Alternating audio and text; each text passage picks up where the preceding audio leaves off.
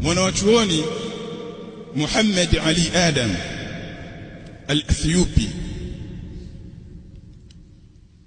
kazi aliyoifanya ameionyesha jamii kwamba uwezekano wa kupatikana watu kama vile kina Ibn Hajar wakafanya kazi kama vile za kina Ibn Hajar, uwezekano huo upo hata kama hawatakuwa mfano wao.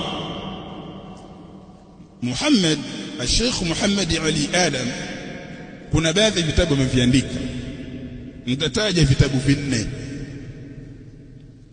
Kitabu cha kwanza amesherehesha muqaddima wa sahih Muslim, akauita Qurratu Aini al-Muhtaj fi sharh muqaddimati sahih Muslim ibn Hajjaj, katika juzu mbili.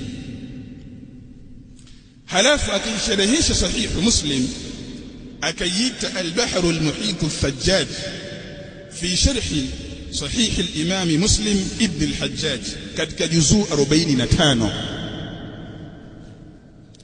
akaisherehesha sahihi Muslim katika juzuu 45.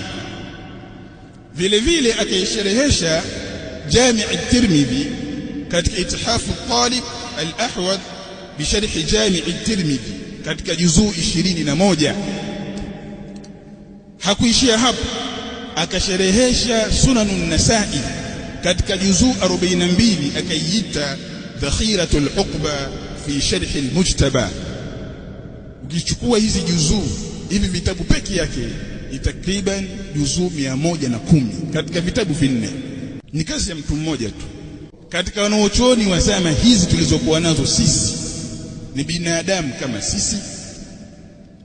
Umri walioishi ni umri ambao wanaishi wazee wetu, wanaishi walimu wetu, lakini wakafanya jambo ambalo ulimwengu wa ilmu unawahimidi na unawasifia.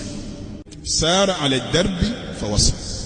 Kwa hiyo hata wewe pia unaweza, na bado jamii inahitajia, jamii ya Kiislamu bado inahitajia watu, na bado kazi katika maktaba za kiilmu, maktabatul islamia, bado inahitajia watu. Waandishi wanahitajika, wahakiki wa vitabu wanahitajika.